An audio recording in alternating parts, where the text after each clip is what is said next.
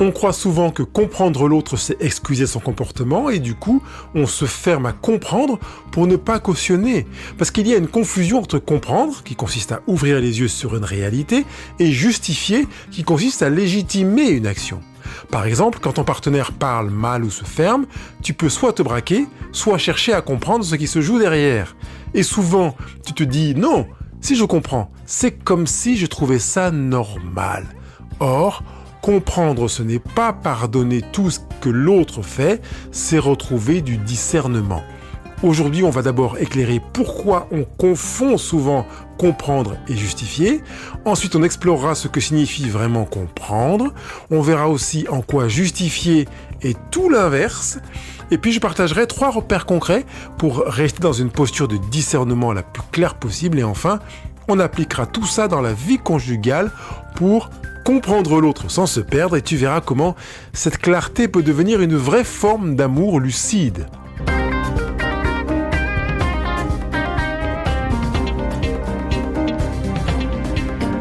Ce qui nous pousse à confondre, comprendre et justifier, bien souvent, c'est la peur de perdre le contrôle.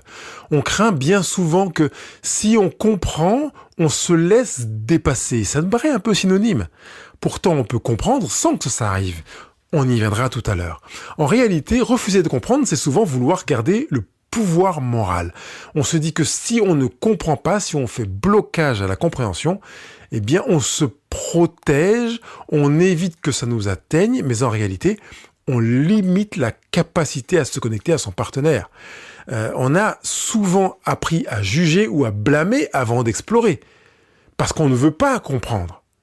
On aimerait même que notre partenaire nous manifeste une manière de vivre qui corresponde à ce que nous avons compris nous et qu'il ne soit pas envisageable de comprendre autre chose. C'est la raison pour laquelle s'il a compris autre chose, on peut être perdu. Et comme je l'ai enregistré dans un podcast il y a quelque temps, parfois la difficulté à comprendre peut constituer un obstacle à la relation conjugale, un frein, un blocage. Or, comprendre ou chercher à comprendre quand ce n'est pas confondu avec justifier peut tout au contraire être un moyen de montrer son amour. Je voudrais que tu te dises que à chaque fois tu cherches à comprendre, tu montres ton amour. Tu n'es pas en train d'essayer d'excuser, de passer par-dessus et de faire comme s'il n'y avait rien eu. Tu es en train de t'accorder à toi à répondre à une attente profonde qui est tienne et qui n'a rien de commun avec la faiblesse, avec la difficulté à être construit, à être soi, à être assis. C'est pas une manière de laisser faire. C'est bien souvent ce que l'on craint. Marshall Rosenberg, dans son approche sur la communication non violente, distingue très très bien le besoin de la stratégie d'aide et la nécessité de sortir du jugement. On peut ne pas juger et surtout éviter de juger pour mieux comprendre.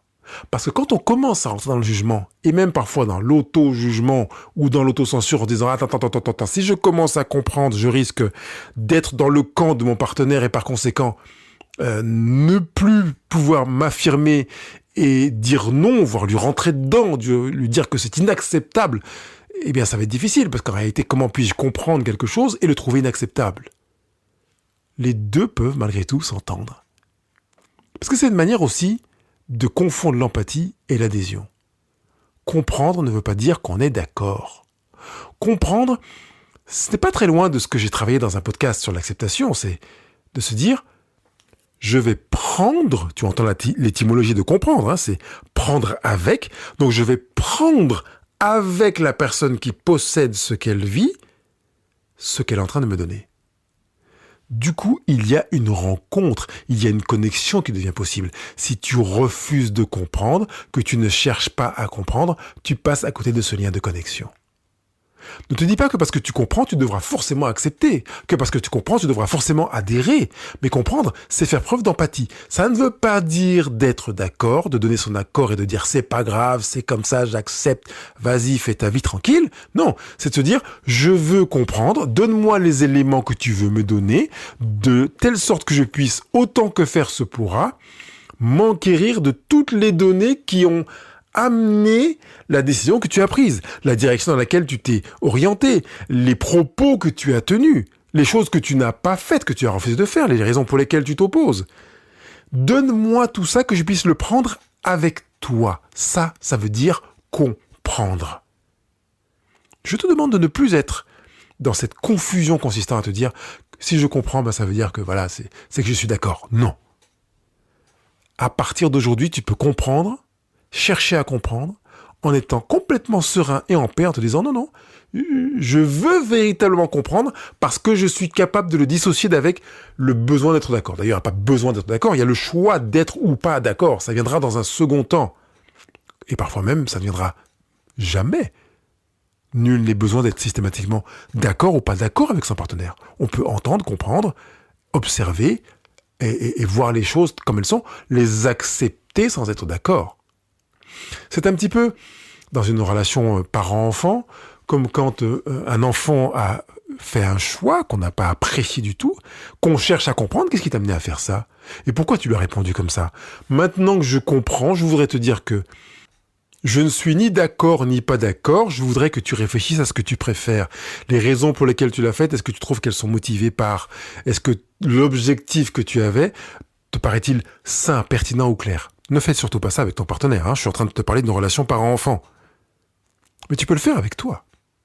Maintenant que j'ai compris, dans la mesure où tu arrives à comprendre, à prendre la chose que ton partenaire te partage, je sais que je ne suis pas obligé, tenu d'être d'accord ou d'être en désaccord.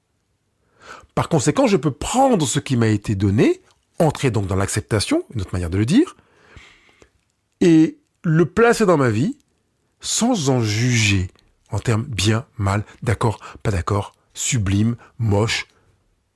On n'est pas obligé d'être binaire. On peut accepter la relation, s'engager dans une relation, chercher à comprendre, sans être dans un accord et dans un pas d'accord.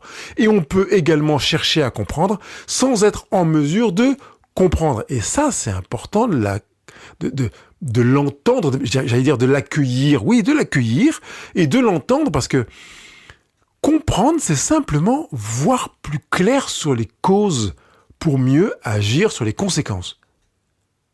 J'agis après avoir compris. Si je ne peux pas comprendre, je vais agir en prenant en considération le fait que je n'ai pas pu prendre la totalité de ce que mon partenaire aurait voulu que je prenne. Parce que c'est pas parce que mon partenaire veut me faire comprendre quelque chose ou même que je veuille comprendre quelque chose que je sois en mesure de le comprendre. Et ça ne veut pas dire que je suis bête, que je suis cruste, que je suis un incapable. C'est juste que dans mon spectre personnel, ce qui m'est expliqué, ce qui est vécu, ne rentre pas. J'ai beau faire les efforts que je veux, je ne parviens pas à comprendre. Non pas que je ne veuille pas comprendre, mais que je ne parvienne pas à comprendre. Attention, il est possible que ce « je ne parviens pas à comprendre » soit synonyme de « j'ai peur que si je comprends, je doive être d'accord ou émettre un jugement ». Là encore, on a dit très clairement qu'on n'a pas à s'engouffrer dans ces deux voies-là. On peut comprendre sans s'engouffrer ni dans « je suis d'accord » ni dans « je suis pas d'accord ». Donc, si tu sens qu'en fait tu fais une sorte de rétro-pédalage pour éviter de comprendre par peur de devoir te positionner, rappelle-toi que comprendre, c'est simplement voir plus clair les causes, voir plus clair les choses, pour mieux agir. Et agir, ça peut être ne pas agir, mais agir est un choix, ne pas agir est un choix. Tu peux choisir de ne rien faire de ce que tu as compris. Et là, il y a une véritable libération qui se fait dans la relation avec toi-même d'abord, et puis dans la relation avec ton partenaire ensuite. C'est une possibilité d'enrichissement à côté de laquelle je propose de ne jamais passer, et plus encore de ne jamais passer quand on a peur de confondre comprendre et justifier, qui n'ont rien à voir l'un avec l'autre. Comprendre, c'est faire preuve d'empathie. Ça n'est pas synonyme d'adhésion. Comprendre, c'est observer sans interpréter. C'est regarder les faits, observer les émotions, analyser les contextes, regarder les choses dans leur situation. C'est un acte d'attention, c'est pas un acte de validation, c'est pas un acte d'engagement, c'est un acte d'intérêt. Or, tu peux comprendre que manifester un acte d'intérêt sur une chose qu'a fait ton partenaire, c'est lui manifester de l'amour. En comprenant, tu passes de pourquoi il a fait ça contre moi à qu'est-ce qui s'est passé en lui pour qu'il agisse comme ça. C'est-à-dire que tu désinterprètes ta première tendance au préjugé pour accueillir l'action en cherchant à comprendre ce qu'elle veut dire, ce que ton partenaire a voulu dire, parce que tu peux comprendre, permets-moi ce jeu de mots, que tout ce qui est dit veut dire quelque chose, tout ce qui n'est pas dit veut dire quelque chose. On l'a vu dans des podcasts précédents que je t'invite à aller réécouter quand ton partenaire a de la peine à s'exprimer, qu'il est économe en parole, pour reprendre l'expression que j'ai employée dans les podcasts précédents, de dire « je vais me mettre à déjuger, désinterpréter, recueillir la chose comme elle est et laisser la responsabilité de l'interprétation au porteur de l'acte, au porteur de la parole, et du coup, m'engager dans une démarche consistant à chercher à comprendre sans plus justifier. Quand je préjuge, je teinte. Quand je préjuge, je prends du pouvoir sur. Et généralement, quand je préjuge et que c'est quelque chose qu'a fait l'autre, il y a de grandes chances que je me trompe. Alors certaines personnes me disent, oui, mais ça fait 8 ou 10 ans qu'on est ensemble, je le connais par cœur. Faux! Je voudrais que tu corriges cette croyance que tu as à l'esprit, parce que c'est oublier que ton partenaire est un être vivant, qu'il change, qu'il évolue, qu'il mue, et que peut-être tu es en train de passer à côté de ton partenaire. Si tu as la croyance que tu le connais par cœur, tu t'exposes au risque de passer à côté de ton partenaire. Je voudrais pas que tu passes à côté de ton partenaire et que tu te retrouves dans quelques mois à me dire, Pascal, j'ai un gros problème, on a un fossé entre nous, on ne se comprend plus, on ne se retrouve plus. Il est fort probable que tu aies tellement eu la conviction de connaître ton partenaire que tu es passé à côté de lui. Ne tombe pas dans ce piège. Par exemple, dans ta relation, ton partenaire se ferme, ce n'est pas forcément du mépris. Peut-être qu'il a peur du conflit. Ou même s'il se ferme, peut-être qu'il se sent impuissant, incapable. Peut-être qu'il ne trouve pas les mots pour dire ce qu'il ressent. Peut-être qu'il a le sentiment de découragement. Peut-être que, et on pourrait continuer comme ça sur 75 ou 93 options. Tu comprends que si tu optes pour le jugement consistant à dire « mon partenaire se ferme, c'est qu'il ne m'aime plus », tu t'es trompé. Tu n'as pas cherché à comprendre. Tu n'as pas tendu la perche pour comprendre, parce qu'en plus, le meilleur moyen de chercher à comprendre, c'est de poser des questions. Comprendre, c'est garder ton pouvoir d'action. Tant que tu juges, tu réagis et tu perds ton pouvoir. Quand tu comprends, tu choisis comment répondre, parce que tu as plus d'éléments à ta disposition.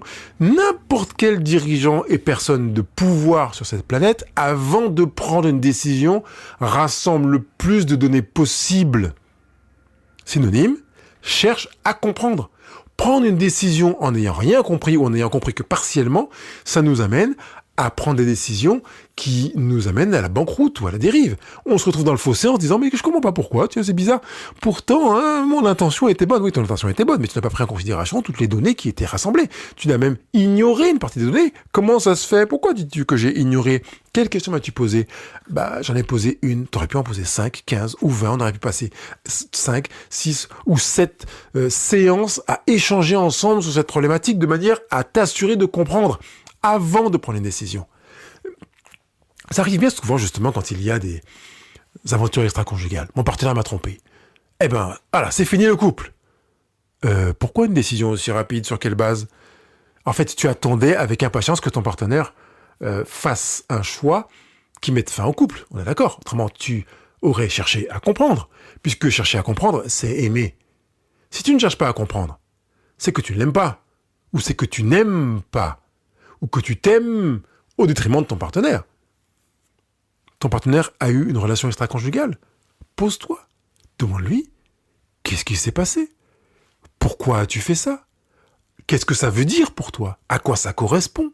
Et quand tu comprends, tu peux choisir de répondre après avoir rassemblé les données. Il est possible que tu aies besoin de plusieurs séances d'entretien avec ton partenaire pour comprendre ce qui se passe. Ton partenaire a une addiction à la pornographie ou tu apprends qu'il a menti sur toi auprès d'amis, ne te dis pas « je ne peux plus lui faire confiance ». Va chercher à comprendre. Puisque comprendre est le meilleur moyen de prendre ce que ton partenaire te donne avant que tu sois en mesure de prendre une décision. Ne te dis pas « c'est pas grave » ou « c'est hyper grave ». Cherche à comprendre. Ça veut dire quoi « c'est pas grave » ou ça veut dire quoi « c'est hyper grave » ? C'est grave pour qui? Est-ce que c'est grave pour ton partenaire ou c'est grave pour toi? Si ce n'est pas grave pour ton partenaire et que tu pars, il aura un sentiment d'injustice et peut-être même que toi tu auras de la culpabilité dans quelques années. Une véritable culpabilité. Peut-être qu'il est préférable que tu éclaire ta décision en prenant le temps de comprendre. J'ai dit peut-être qu'il est préférable que, je peux enlever ce peut-être qu'il est préférable que pour te dire que systématiquement, si tu veux prendre une décision béton que tu n'auras jamais à regretter, sur laquelle il n'y aura pas le début de l'ombre d'une culpabilité, c'est de faire en sorte que tu prennes la décision après avoir véritablement cherché à comprendre, 1, 2, compris le plus de choses possibles qui t'aura été donné, en te mettant à l'écoute. À la différence de comprendre, justifier, c'est nier la responsabilité. Justifier, c'est trouver une excuse pour ne pas agir. Ouais, il est comme ça. Ou bien il a eu une enfance difficile. Ou bien oui, c'est pas sa faute. Il est très influençable. Voilà. On est dans la victimisation, absence de responsabilité. Ces phrases qui figent la situation. Il est comme ça, sous-entendu, il ne peut pas changer. Ou il a eu une enfance difficile, il ne peut pas changer. Et ces affirmations, ces croyances sont fausses. Elles évitent le malaise, mais elles entretiennent le statu quo, ou la gangrène, pourrais-je dire.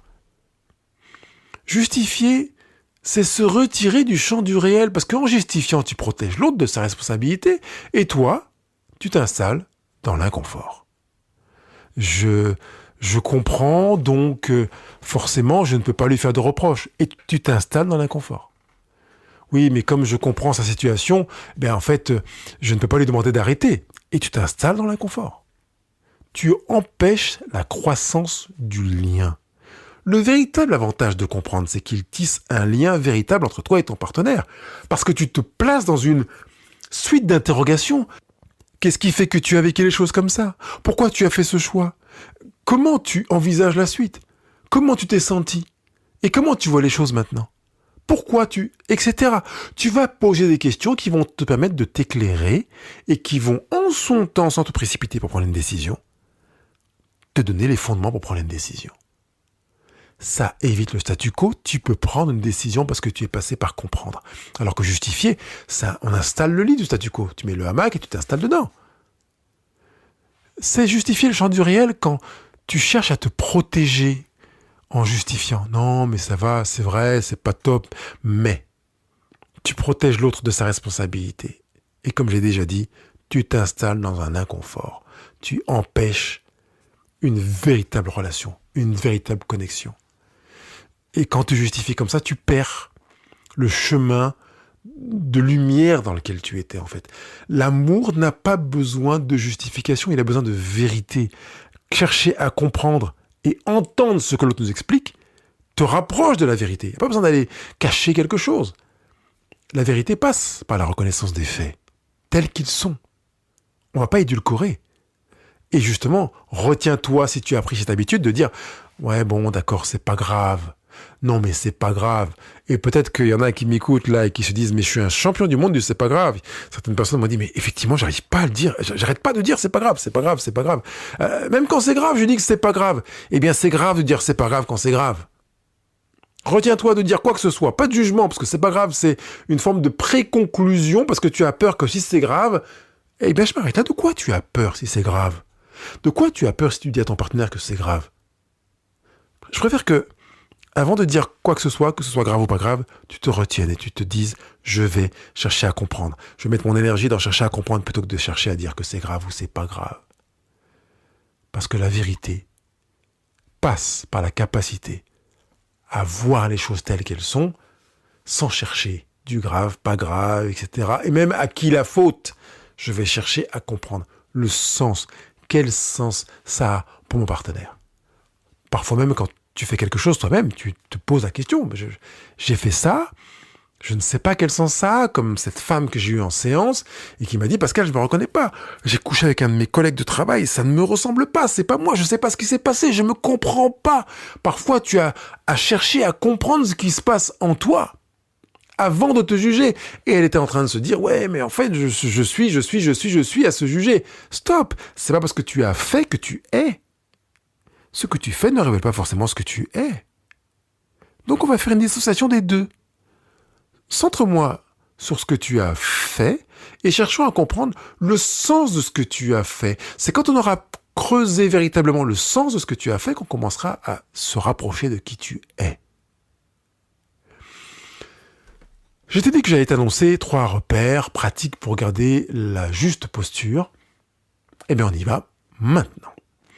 Premier repère pratique, c'est d'observer avant de conclure. Donc, tu as déjà commencé tu aurais pu le subodorer, parce que j'en ai déjà bien parlé depuis le début de notre rencontre, d'écrire ce que tu vois, ce que tu ressens, ce que tu crois, sans fusionner les 3. Tu fais une distinction entre ce que tu crois et ce que tu vois. Une distinction entre ce que tu crois et ce que tu ressens. Une distinction entre ce que tu vois et ce que tu ressens. Et que tu sois en mesure de te dire, ce sont 3 éléments différents que je vais dissocier les uns des autres. Je vais les décrire séparément. Voilà ce que je vois. J'observe, je constate que. Voilà ce que je ressens. Mes émotions sont telles et telles. Éventuellement, si tu as des ressentis corporels, tu peux dire, je les ressens là et là dans mon corps, dans ma poitrine, dans ma gorge, dans mon ventre. Voilà ce que je crois. Mes croyances sont, je crois que c'est normal qu'il ait fait ça, je crois que c'est pas normal qu'il ait fait ça, je crois que c'est inacceptable de faire ça, je crois que c'est bien ou c'est mal, je crois que c'est grave ou pas grave. Tu dissocies ces 3 univers dans ta phase d'observation et tu veilles à ne jamais les amalgamer. C'est là que l'on prend des décisions à la va-vite, et qu'on les regrette, c'est qu'on fait une sorte de fusion entre ce que l'on observe, ce que l'on ressent et ce que l'on croit, et qu'on n'est pas capable de dissocier l'un de l'autre. Ça fait une sorte d'amalgame, et ça fait en général une bombe à retardement. Je préfère que ta vie reste non disloquée, on va dire unie. Par exemple, tu as quitté la pièce, ce qui est un fait, j'ai ressenti de la tristesse, ce qui est une émotion, je me suis dit que tu t'en fichais de moi, ce qui est une interprétation relative à la croyance. J'ai dissocié les 3 domaines dans mon observation. Et cette distinction, elle est entre autres enseignée par John et Julie Gottman dans leur livre « La gestion des conflits dans le couple ». Et ils disent que ça réduit 70% des malentendus. On la voit également dans la TERC, la thérapie émotivo-rationnelle et comportementale. On en parle également en écoute active avec l'approche Thomas Gordon. Toutes les techniques de thérapie cognitive et comportementale vont dans cette direction de dissociation de l'observation, comme dans la CNV d'ailleurs avec Marshall Rosenberg, de la dissociation entre l'observation, le ressenti et la croyance. Deuxième repère pratique après l'observation avant de conclure, c'est de nommer sans excuser. Tu peux dire « je comprends que tu étais stressé » sans dire « donc c'est normal que tu m'aies blessé ». Ou bien c'est normal que tu aies crié, parce que même avoir blessé c'est un peu interprété. Donc, ok, je comprends que tu étais fatigué, donc c'est normal que tu m'aies envoyé bouler. Non, je comprends que tu étais fatigué. Dissocié de « donc c'est normal que ». Il n'y a pas d'excuse à poser. Comprendre le contexte n'annule pas la responsabilité. Je comprends que quand tu es fatigué, tu es en difficulté pour gérer tes émotions fortes et que tu les déverses comme ça. C'est bien ça? Est-ce que j'ai bien compris? Oui, tu as bien compris. Merci. Je voudrais te dire maintenant que, et on va pouvoir exprimer quelque chose. Je ne vais pas le faire maintenant, mais tu as déjà compris l'état d'esprit. Troisième repère pratique à garder pour une juste posture, c'est de rester centré sur ton choix. Comprendre, c'est une posture qui est intérieure. Tu n'as pas besoin d'attendre que l'autre change pour être lucide et comprendre. La clarté, c'est ton autonomie émotionnelle. Elle ne dépend pas de l'autre. Donc, tu vas travailler pour chercher à comprendre pour toi, pour ton bénéfice à toi. Il pourra y avoir bénéfice collatéral pour ton partenaire, mais c'est d'abord pour toi. Tu vas viser ta compréhension pour toi en étant centré sur ton choix, sur ton expérience. C'est la raison pour laquelle je vais te demander de poser plusieurs questions. Alors, pour aider concrètement, je proposais de poser au moins 5 questions pour chercher à comprendre et que ces 5 questions qui sont le minimum, souvent je dis 5 à 7 questions, soient posées avant d'envisager d'émettre ne serait-ce qu'un jugement, même si j'ai déjà dit qu'on n'est pas obligé d'émettre un jugement, on peut ne pas être ni d'accord ni pas d'accord, et avant même de prendre une décision. Et plus c'est grave, plus on va se poser avant de prendre une décision, parce que quand l'émotion est très élevée en termes de charge émotionnelle, il est sans surprise facile d'annoncer que la décision risque d'être regrettée assez rapidement. Exemple concret pour comprendre sans se perdre. L'un se ferme, l'autre parle trop. Alors celui qui se ferme ne fuit pas forcément, il se protège. Celui qui parle trop n'envahit pas forcément, il tente de maintenir le lien. Donc comprendre ces dynamiques aide à sortir de cette forme de polarisation quelque part, dans laquelle on se dit il se ferme, ou l'autre il m'envahit. Et tu constates bien que dans ces situations-là, il y a une croyance, et qu'on a déjà dit que cette croyance venait brouiller les pistes. Avec ce que tu as entendu aujourd'hui, tu as des éléments pour te dire que tu vas commencer à chercher à comprendre, à veiller à comprendre, sans plus jamais justifier ton partenaire. Alors une chose que tu pourrais faire, c'est prendre ton cahier de vie, ton stylo bleu et t'engager à ne plus justifier ton partenaire.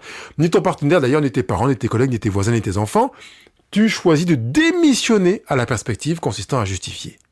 Et sans aucune surprise pour plusieurs des personnes que j'accompagne en coaching, je vais te proposer de carrément prendre ton stylo et ton cahier de vie pour écrire une lettre de démission.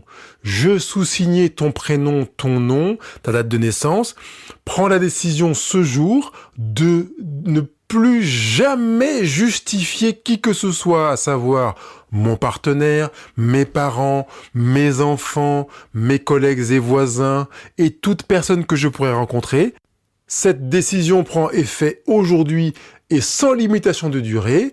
Tu précises évidemment la date, tu signes et avec approbation, etc. Cet engagement, je veux qu'il soit fort parce que ça veut dire que tu vas rester ancré en toi, en connexion avec toi, en écoute de toi et à l'écoute de l'autre, véritablement dans la relation à l'autre, que ce soit d'abord ton partenaire ou tes très proches, mais aussi toute personne avec laquelle tu auras à chercher à comprendre, parce que ce sera véritablement une manière d'assumer ta propre responsabilité, de comprendre, sans jamais justifier, et de laisser la responsabilité à l'autre, de vivre ce qu'il a à vivre, sans jamais le justifier. Je compte sur toi pour entrer dans cet engagement qui est véritablement un engagement moral vis-à-vis de toi, parce que tu sais très bien que je vais jamais venir chez toi pour regarder si tu as vraiment fait cet exercice. Le bénéficiaire, c'est toi et exclusivement toi.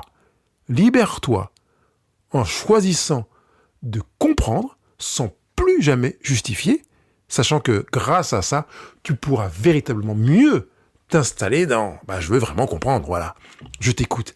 Qu'est-ce qui fait que tu as vécu, que tu as fait ce choix? Pourquoi t'es-tu positionné comme ça? Explique-moi ta motivation. Et pourquoi tu as fait ce choix plutôt que celui-ci, si je prends en considération le fait que tu as décidé de te fonder sur telle ou telle valeur ou tel principe? Parce que j'arrive pas vraiment à saisir. Et vraiment, on n'est pas dans une démarche de recherche de compréhension qui consiste à accuser, mais véritablement de chercher à comprendre. Allez, c'est parti, je compte sur toi.